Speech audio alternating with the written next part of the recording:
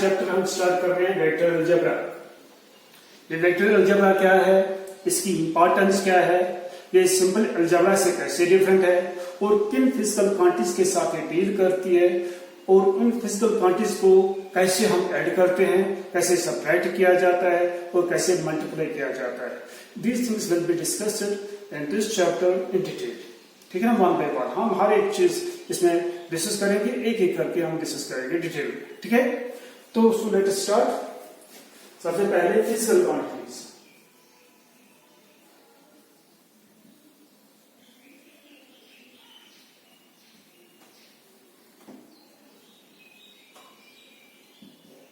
Physical quantity.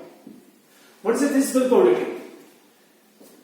Physical quantity is a quantity which can be measured either directly or indirectly. जिसको हम major कर सकें, चाहे directly measure कर सकें या इनडायरेक्टली मेजर कर सकें, ठीक है ना, उसको हम क्या कहते हैं, physical quantity. So how many physical quantities are there, जो हम फिजिक्स में डिस्कस करते हैं, कितनी फिजिकल क्वांटिटीज है, बहुत सारी फिजिकल क्वांटिटीज है। There are large number of physical quantities like distance, ठीक है, इसी तरह से डिस्प्लेसमेंट, ये यहां इस साइड लिखेंगे डिस्टेंस, सेकंड इज डिस्प्लेसमेंट,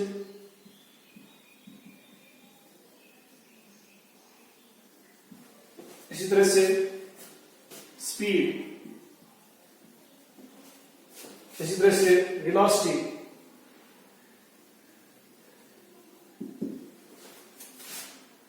इसी तरह से फोर्स, वर्क, इस तरह से यहां पे फोर्स, यहां से एनर्जी, यहां से एक्सेलरेशन, ठीक है, etcetera.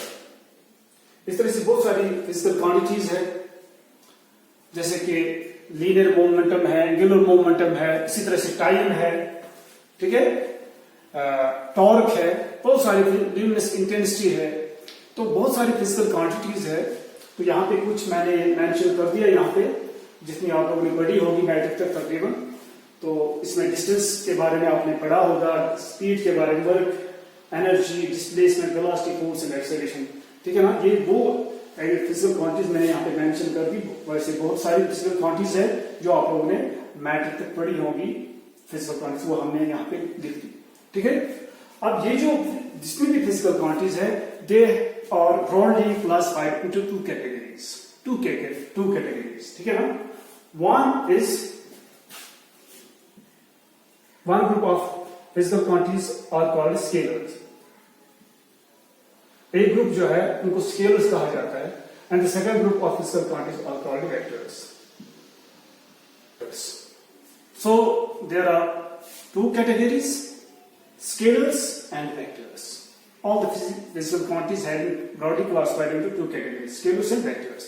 There is another group of physical quantities जिनको हम कहते हैं tensors. So at this level we will not discuss tensors because at this level we don't need of tensors. ठीक है, हमें टेंसर्स की जरूरत नहीं है इस लेवल पे। इस लेवल पे हमें स्केलर्स एंड वेक्टर्स की जरूरत पड़ती है, इसलिए हम scales and vectors he detail में डिस्कस करेंगे, ठीक है। तो सब ओके। एंड नाउ ये जो स्केलर्स है, स्केलर्स किनको कहा जाता है,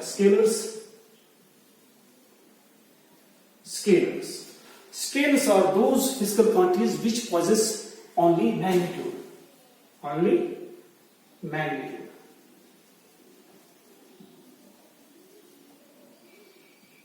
Magnitude only. जिनमें खाली मैग्नीट्यूड होता है, जिनमें कोई डायरेक्शन नहीं होती, या वो फिजिकल क्वांटिटी जो डायरेक्शन पे डिपेंड नहीं करती है, ठीक है, which does not depend upon direction. Now we can say a physical quantity which can be described or specified by magnitude only, which can be described and specified completely by magnitude only. Described,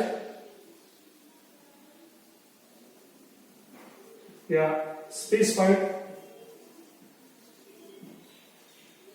by magnitude only. Such physical quantities are called scalars. For example, distance is there. Distance is a scalar quantity, speed is a scalar quantity, work is a scalar quantity, energy is a scalar quantity, time is a scalar quantity. इनमें direction he, they do not depend upon direction. इनमें direction he, they और ये direction पे depend भी नहीं करते. अगर direction किसी में होगी, हमारी ये direction पे depend नहीं करते. Such physical quantities are called what? Scalars. ठीक है? तो इनको डिस्क्राइब करने के लिए हमें डायरेक्शन नहीं बतानी है. ये किस डायरेक्शन में है, किस डायरेक्शन में जा रहा है कोई ऑब्जेक्ट, वो हमें डिस्कस नहीं करना है. ठीक है? वो हमें नहीं बताना है, because these are scalars. Okay, there is another group of physical quantities which can be described, यानी कि वेक्टर्स मैंने भी बता दिया, which can be described completely by two things. Number one is magnitude and number two is direction. So two things are required to describe a vector quantity completely. दो चीजों की जरूरत पड़ती है. ठीक है? एक है मैग्नीट्यूड, दूसरा है डायरेक्शन. हमें मैग्नीट्यूड भी बताना है और मैग्नीट्यूड के साथ साथ हमें उसकी डायरेक्शन भी बतानी है. किस सिमत में कोई ऑब्जेक्ट जा रहा है, किस सिमत में कोई वेक्टर क्वांटिटी एक्ट कर रहा है. ठीक है? उसकी डायरेक्शन क्या है, ये भी हमें स्पेसिफाई करना पड़ेगा.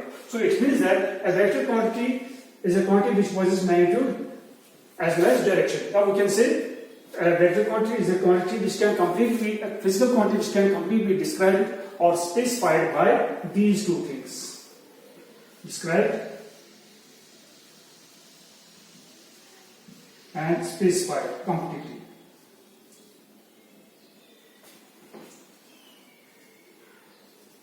Specified completely. Why?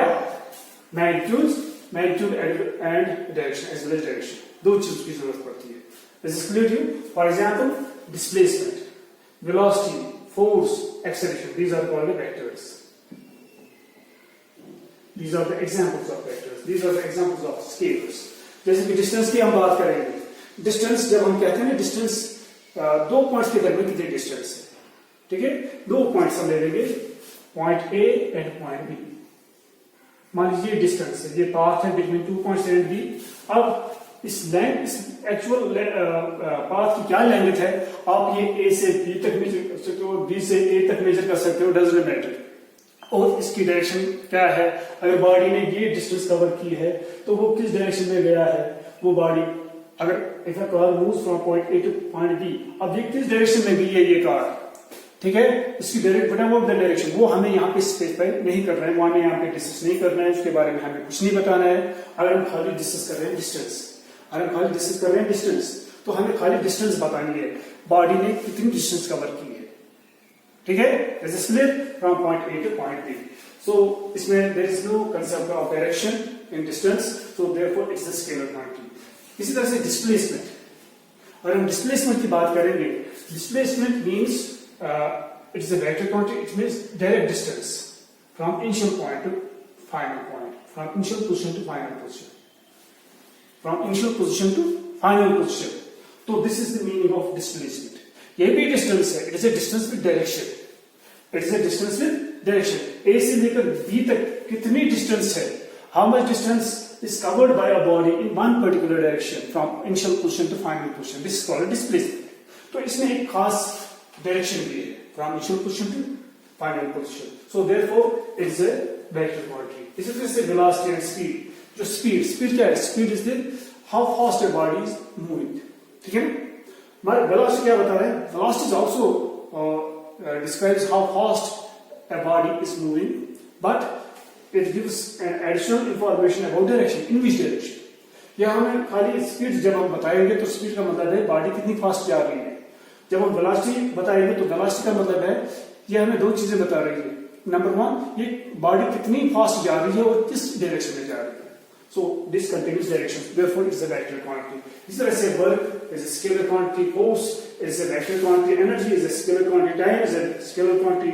These things will be discussed आगे चलकर हमें दिस फिजिकल क्वांटिटीज हमें एक एक करके डिस्कस भी करनी पड़ेगी।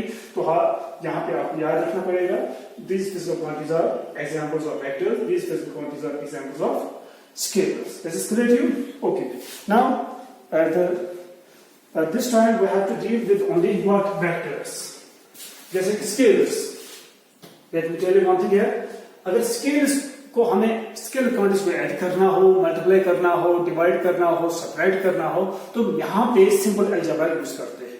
ठीक है, जैसे कि 2 kg plus 3 kg is 5 kg. 2 kg plus 2 kg is what? 4 kg. Is this clear to you? अब यहां पे अगर हमें वेक्टर्स के साथ डील करना हो, वेक्टर्स को ऐड करना हो, वेक्टर्स को सबट्रैक्ट करना हो, तो यहां पे हम सिंपल अलजेब्रा यूज नहीं कर पाते। ठीक है ना, यहां पे हमें खाली यानी कि जैसे कि स्केलर्स है, दे कंटेन ओनली मैग्नीट्यूड, खाली यहां पे मैग्नीट्यूड को ऐड करना पड़ता है। Scalars possess only magnitude, they contain only magnitude, में खाली मैग्नीट्यूड होता है। तो उन मैग्नीट्यूड यानी कि न्यूमेरिकल वैल्यू जो होता है, न्यूमेरिकल वैल्यू को ऐड करना, सबट्रैक्ट करना, मल्टीप्लाई करना इजी है। उसके लिए हम सिंपल अलजेब्रा यूज करते हैं, जो आप लोगों ने मैथ सीखी है, सिंपल अलजेब्रा। मगर अब अगर वेक्टर्स को ऐड करना है, उनको मल्टीप्लाई करना है, उनको सबट्रैक्ट करना है, तो हमें खाली मैग्नीट्यूड को ऐड नहीं करना है, हमें मैग्नीट्यूड्स के साथ साथ उनकी डायरेक्शंस को भी ऐड करना पड़ेगा। अब ये डायरेक्शन को कैसे ऐड करेंगे, ये मुश्किल है यहाँ पे। ठीक है ना, डायरेक्शन को कैसे मल्टीप्लाई करेंगे, ये यहाँ पे ये मसला है। तो डायरेक्शंस को कैसे सबट्रैक्ट करेंगे, तो यहाँ पे ये मसला है। तो इस मसले को हल करने के लिए एक नई अलजेब्रा है जिसको हम कहते हैं वेक्टर अलजेब्रा।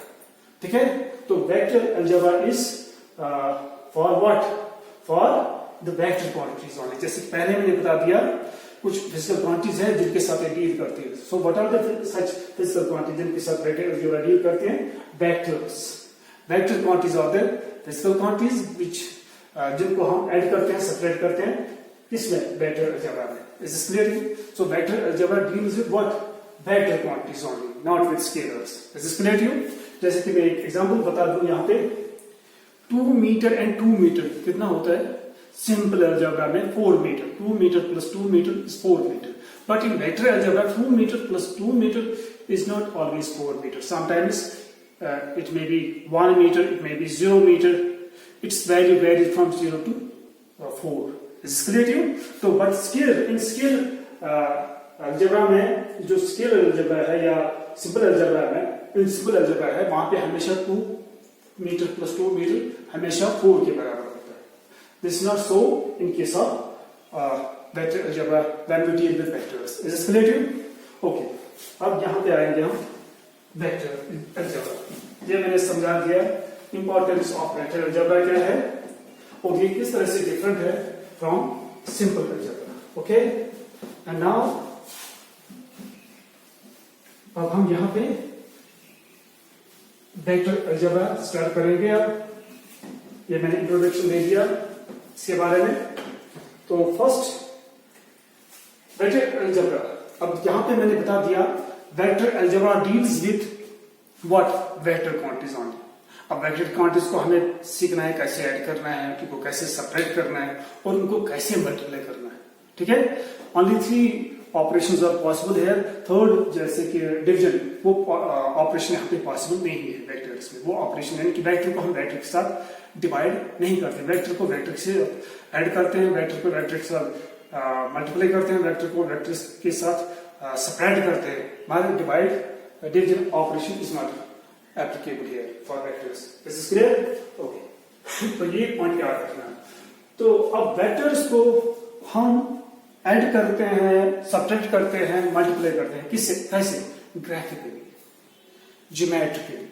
ठीक है ना? तो अगर किसी अगर वेक्टर क्वांटिटी को हमें ग्राफिकली ऐड करना है, ग्राफिकली मल्टीप्लाई करना है, ग्राफिकली सबट्रैक्ट करना है, ज्योमेट्रिकली ऐड करना है, तो कैसे हम उनको ऐड करेंगे?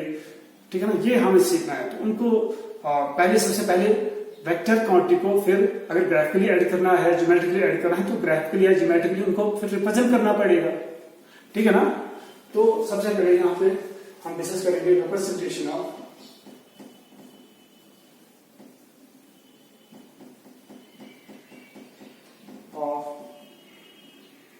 वेक्टर। वेक्टर क्वांटिटी को हम कैसे रिप्रेजेंट करें ताकि हम उनको ग्राफिकली या ज्योमेट्रिकली ऐड कर सकें। ठीक है, तो representation, there are two types of representations. Number one, graphical या geometrical representation.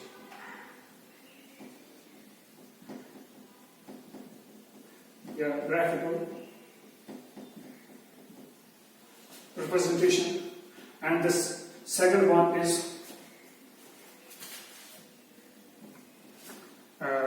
representation in writing.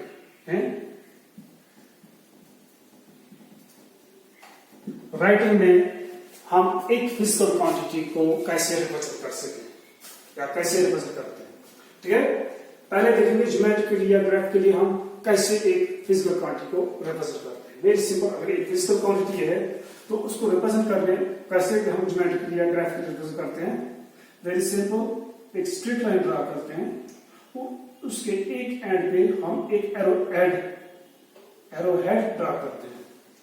This is how a physical quantity is geometrically or graphically represented. Arrow line से हम represent करते, किसी भी फिजिकल क्वांटिटी को हम arrow line से हम रिप्रेजेंट करते हैं। एरो लाइन से, एक स्ट्रेट लाइन है विद एन एरो हेड, एक एंड पे एक एरो हेड बनाते हैं। Is this clear? ओके, अब यही एरो लाइन जो है it represents what? Represents graphically or geometrically a physical vector quantity. Vector quantity. Is this clear?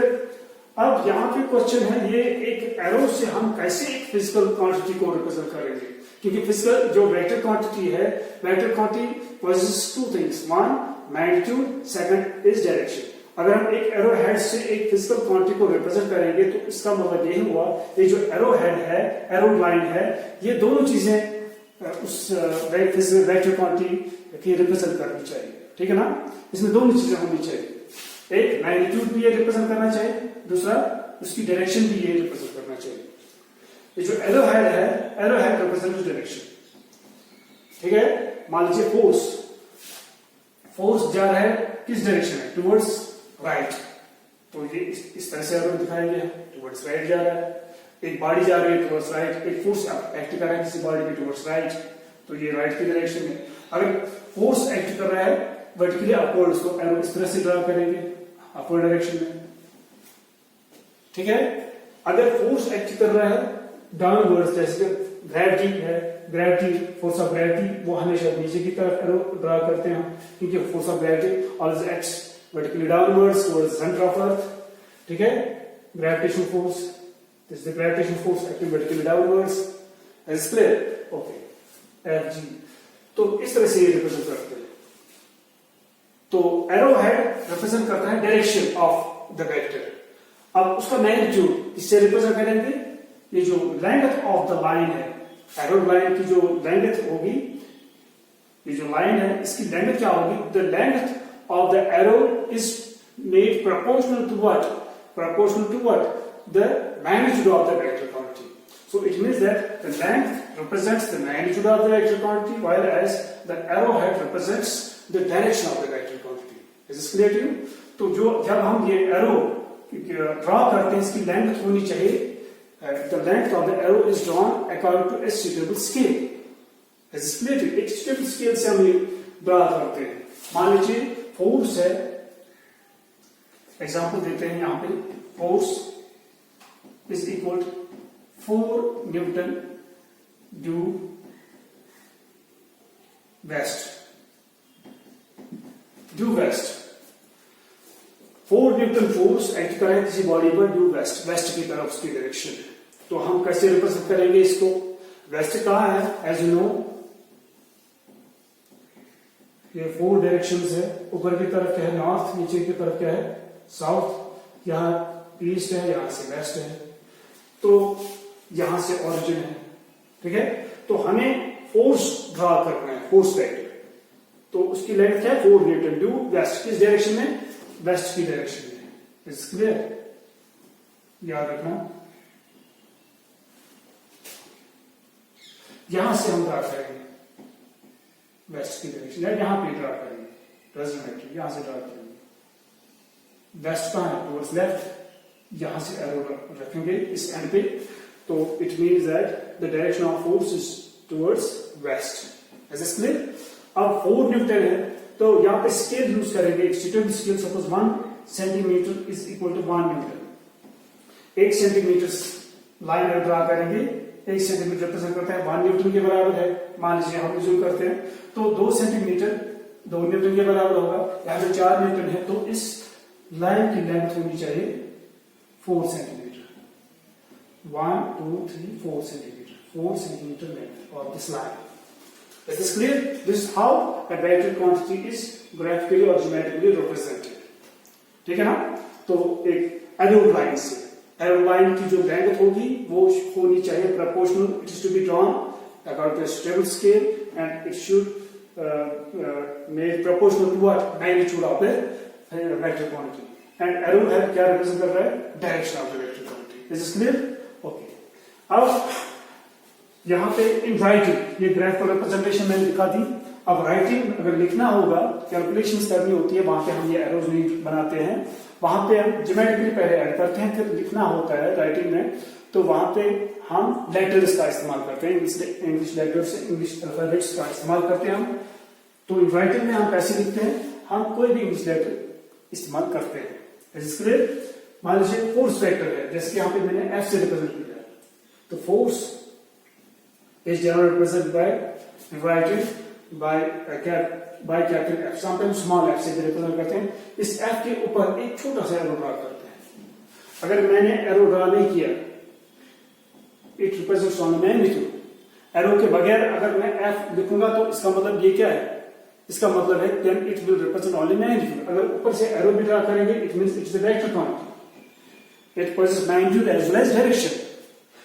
Is this clear? Okay, so force is represented by a capital letter with sometimes small letter, और इस तरह से दिखाते हैं कभी small letter से भी ऊपर एक एरो ड्रा करते हैं। कैपिटल लेटर इसके ऊपर एरो ड्रा करते हैं, स्मॉल लेटर इसके ऊपर एरो ड्रा करते हैं। This is clear to you? Okay, इसी तरह से अगर एक्सेलरेशन होगी, एक्सेलरेशन इसको रिप्रेजेंट करते हैं इसी तरह से कैपिटल लेटर से, समटाइम्स कैपिटल ए से, समटाइम्स स्मॉल लेटर्स स्मॉल ए से, इसके ऊपर एक छोटा सा एरो ड्रा करते हैं। This is how a vector quantity is represented in writing, अगर लिखना होगा। ठीक है ना? खाली एक लेटर से रिप्रेजेंट नहीं करते हैं, कभी कभी 2 लेटर से भी हम रिप्रेजेंट करते हैं। मान लीजिए यहाँ पे एरो है, यहाँ पे ये इसकी टेल है, ये इसका टिप है, इसके 2 एंड्स होते हैं, एक को टेल कहते हैं, याद रखना, दूसरे को यहाँ पे एरो, जिस एंड पे एरो हमने ड्रा किया है इसको कहते हैं हेड ऑफ द वेक्टर। जहां पे एरो हेड हमने ड्रा किया है इसको कहते हैं हेड ऑफ द वेक्टर, और टिप ऑफ द वेक्टर इसको टिप भी कहते हैं। It's called tail of the vector और ओरिजिन ऑफ द वेक्टर। ठीक है? It's called tail of the vector, origin of the vector, this is called head of the vector और tip of the vector. ठीक है? अब इस tell को हम अलग से नाम देते हैं किसी इंग्लिश लेटर से। मान लीजिए ए से हम रिप्रेजेंट करते हैं इसको, इसका नाम हम ए रखते हैं, A represents tail and tip हम बी से रिप्रेजेंट करेंगे। ठीक है? तो we represents what? Head of the vector. Is clear? A दिखा रहा है position of tail of the vector and B represents the position of head of the vector. Is clear? तो जो वेक्टर है, मान लीजिए फोर्स वेक्टर है ये, इस फोर्स वेक्टर की टेल कहां पे है और इस फोर्स वेक्टर का हेड कहां पे है, ये हमने यहां पे स्पेसिफाई किया 2 लेटर से, ए से एंड बी से। तो ये जो फोर्स वेक्टर है ये हम फिर इस तरह भी दिखा सकते हैं। दूसरा तरीका है ए बी, 2 लेटर्स इकट्ठे, ए बी, ऊपर से ए की एरो ड्रा करते हैं, single arrow, it means A B vector, A vector A B, this is read as force vector, this is read as A vector A B. Is this clear? अब ये जो vector A B है ये क्या है? It is force vector. तो 2 letters से भी हम रिप्रेजेंट करते हैं, और वो 2 लेटर्स क्या दिखाते हैं? टेल कहां पे है और हेड कहां पे है। अगर खाली एफ से रिप्रेजेंट करेंगे, ये हमें नहीं दिखाता है टेल कहां पे है और हेड कहां पे है. This representation is having an additional information about the position of tail and position of tail. This is clear. This is the additional information. This is how vector quantity is represented in writing. अब हम इसका magnitude अलग से represent कर सकते हैं. In writing में कभी हम इसका मैग्नीट्यूड अलग से रिप्रेजेंट करते हैं, अलग से दिखाते हैं इसका मैग्नीट्यूड, अलग से इसकी डायरेक्शन भी दिखा सकते हैं. कैसे? मान लीजिए ये फोर्स वेक्टर है, फोर्स वेक्टर, ठीक है. अब हमें इसका खाली मैग्नीट्यूड दिखा रहा है राइटिंग में, तो कैसे दिखाएंगे? हम क्या करेंगे, इस फोर्स वेक्टर को हम वर्टिकल दो लाइंस में रखेंगे. ये जो वर्टिकल दो लाइंस है होती है, उसको हम कहते हैं modulus. Modulus means magnitude. Modulus means magnitude, magnitude of force vector, force vector, इसको कहते हैं modulus. Modulus means what? Magnitude of force vectors. Force vector is clear. Magnitude of force vector या modulus of vector force vector F. Modulus means magnitude. दो lines को mod भी कहते हैं. In short we can read as mod of force. Mod of force means magnitude of force. इसको कहते हैं mod of force या modulus of force of vector. इस तरह से लिखिए, मॉड ऑफ फोर्स वेक्टर, या this is read as magnitude, magnitude of force vector. Is this clear? तो इसका मैग्नीट्यूड हम इस तरह से रिप्रेजेंट करते हैं. या अगर मॉड का इस्तेमाल नहीं करेंगे तो खाली एफ लिखेंगे, ऊपर अगर एरो ड्रा नहीं करेंगे, this is also represents what? Magnitude only. Is this clear to you? Arrow रखें तो वेक्टर बनेगा, एरो हटाएंगे तो ये दिखाएगा फोर्स का खाली मैग्नीट्यूड. अब इसकी डायरेक्शन भी इसी तरह से सेपरेटली दिखा सकते हैं. अब जो वेक्टर एफ है, वेक्टर एफ, इसका मैग्नीट्यूड हम सेपरेटली दिखा सकते हैं, रिप्रेजेंट कर सकते हैं. कैसे? वो मैंने बता दिया. मॉड से ऐसे टू पैरेलल लाइंस के बीच में हम ये रखेंगे एफ वेक्टर, तो this represents what? Magnitude of vector F. और इसकी डायरेक्शन भी हम सेपरेटली दिखा सकते हैं. तो उस वक्त एफ से ही रिप्रेजेंट करेंगे इसकी डायरेक्शन भी. अगर कुछ नहीं रखेंगे ऊपर तो मैग्नीट्यूड रिप्रेजेंट कर रहा है. अब अगर एरो रखेंगे तो वेक्टर रिप्रेजेंट कर रहा है. अब अगर खाली ये कैप रखेंगे, हेड ऑफ द वेक्टर रखेंगे इसके ऊपर, तो this represents what? Direction of vector F. Vector F की डायरेक्शन हम इस तरह से रिप्रेजेंट कर सकते हैं. अब ये डायरेक्शन का मतलब क्या है? क्योंकि एक वेक्टर क्वांटिटी जो है, it possess magnitude as well as direction. Magnitude हम इस तरह से रिप्रेजेंट करते हैं और इस तरह से खाली एफ से. ठीक है? अगर खाली एफ लिखेंगे तो एफ से भी इसका मैग्नीट्यूड हम रिप्रेजेंट कर सकते हैं, दिखा सकते हैं. और अगर एफ के ऊपर एरो रखेंगे तो इस एफ को हम रखेंगे टू पैरेलल लाइंस के बीच में. ठीक है? ओके. अब खाली अगर डायरेक्शन रिप्रेजेंट करनी हो तो एफ के ऊपर कैप रखते हैं, एफ उसके ऊपर खाली एरो हेड रखते हैं, एरो नहीं बनाते, खाली उसका हेड बनाते हैं. This called cap. It's just like a cap और head. So this read as F cap or F hat. This represents direction of what? Force. Is this clear? Okay. तो overall अगर हमारे पास वेक्टर F है तो इसको हम separately इसका magnitude भी दिखा सकते हैं आप और इसकी डायरेक्शन भी. किस तरह से? F its magnitude into its direction. That is F cap. इस तरह से दिखाते हैं. ठीक है? And this F cap is called unit vector. इसको कहते हैं यूनिट वेक्टर. अब ये यूनिट वेक्टर क्या है इसको डिटेल में डिस्कस करेंगे. इसको डिटेल में आप डिस्कस करेंगे यूनिट वेक्टर क्या है. अब देखिए इन जनरल मान लीजिए हमारे पास एक वेक्टर है ए इस वेक्टर को हम रिप्रेजेंट कर सकते हैं सेपरेटली, इसका मैग्नीट्यूड दिखा सकते हैं ए से एंड ए कैप से, या अगर एरो रखेंगे तो मॉड का इस्तेमाल करना पड़ेगा। So given vector A is equal to the what mod of vector A into unit vector of vector A. Is this clear? This is called mod. This represents magnitude. It is read as modulus of vector A, and this is called unit vector of vector A, and is read as A cap. इसको A cap है, it is read as A cap, A cap. Is clear? Okay, अब ये unit vector क्या represent कर रहे हैं? It represents direction of vector A vector की direction represent करते हैं। अब ये यूनिट वेक्टर, इसको क्या कहते हैं? What is this unit vector? अब ये डिफाइन करके यहां पे यूनिट वेक्टर, तो यूनिट वेक्टर क्या है? Unit vector is also a vector, ये भी वेक्टर है, जिस तरह से नॉर्मल वेक्टर होता है, कोई भी वेक्टर होता है, इसी तरह से यूनिट वेक्टर भी है। बट इसका जो इसकी दो चीजें होती है, magnitude as well as direction. जैसे ऑन नॉर्मल वेक्टर की होती है दो चीजें, direction as well as magnitude. इस यूनिट वेक्टर का भी मैग्नीट्यूड होता है, इसकी डायरेक्शन भी होती है। यूनिट वेक्टर का जो मैग्नीट्यूड होता है, magnitude is always equal to unity, is always equal to unity, is always equal to 1. इसका मैग्नीट्यूड हमेशा 1 के बराबर होता है। एंड डायरेक्शन, इसकी डायरेक्शन होती है same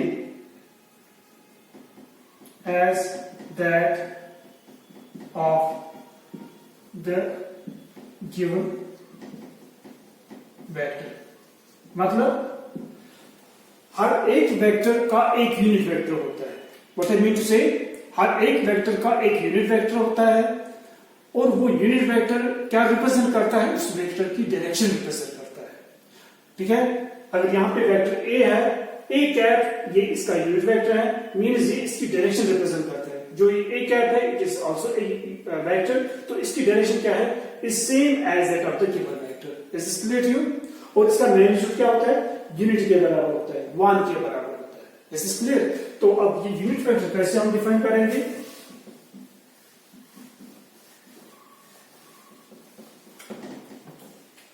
unit vector of a given vector, हर एक वेक्टर का यूनिट वेक्टर होता है।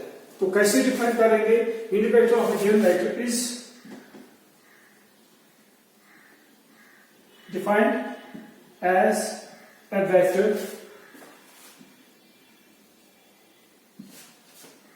whose magnitude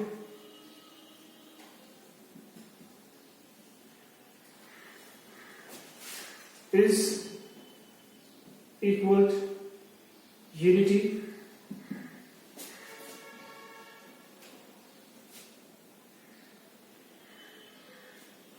Yeah, we can say unit vector of a given vector is defined as a vector of unit magnitude. Short में यहाँ पे इस तरह से लिखिए, the vector of unit magnitude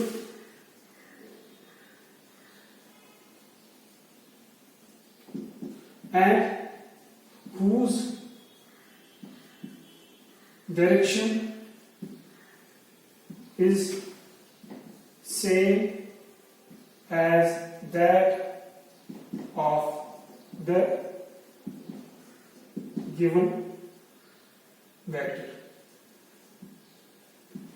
जो गिवन वेक्टर की डायरेक्शन होगी वही इसकी भी डायरेक्शन है, बट सिर्फ एक ही डिफरेंस है, इसका मैग्नीट्यूड यूनिट के बराबर होता है। ठीक है ना? एक और चीज इसमें यहां पे ऐड करेंगे, यूनिट वेक्टर जो होता है, unit vector of any vector is having no units, इसके यूनिट्स नहीं होते। ठीक है, जैसे फोर्स की यूनिट्स है न्यूटन, ठीक है। अगर हम कहेंगे किसी बॉडी पर 4 न्यूटन फोर्स एक्ट कर रहा है, उसका मैग्नीट्यूड भी होगा, डायरेक्शन भी होगी, तो मैग्नीट्यूड मान लीजिए 5 न्यूटन है, यहां पे हम नहीं कह सकते हैं यूनिट वेक्टर में 1 newton. Is this clear to you? अगर हम फोर्स का यूनिट वेक्टर ले लेंगे तो फोर्स का यूनिट वेक्टर जो है हम उसका मैग्नीट्यूड 1 न्यूटन नहीं कह सकते, क्योंकि उसके यूनिट्स नहीं होते। Is this clear? याद रखना, उसका यूनिट के बराबर होता है, उसका मैग्नीट्यूड यूनिट के बराबर होता है। तो so unit vector is having no units, इसमें यूनिट्स नहीं होते हैं। इसका यूनिट के, इसका मैग्नीट्यूड यूनिट के बराबर होता है और इसकी डायरेक्शन के same as given vector. Is this clear? तो इस जो हमारे पास एक्सप्रेशन है वेक्टर की एक्सप्रेशन अलग अलग, हमने इसका मैग्नीट्यूड यूनिट वेक्टर दिखा दिया, तो इससे हम यूनिट वेक्टर भी डिफाइन कर सकते हैं। इसको शिफ्ट करेंगे यहां लेफ्ट साइड, ये जाएगा नीचे। So this gives the definition, another definition for what? Unit vector of a given vector. So how can we define the unit vector of a given vector? Unit vector of a given vector is defined as the given vector divided by its magnitude. Is this clear to you? So unit vector of a vector A is defined as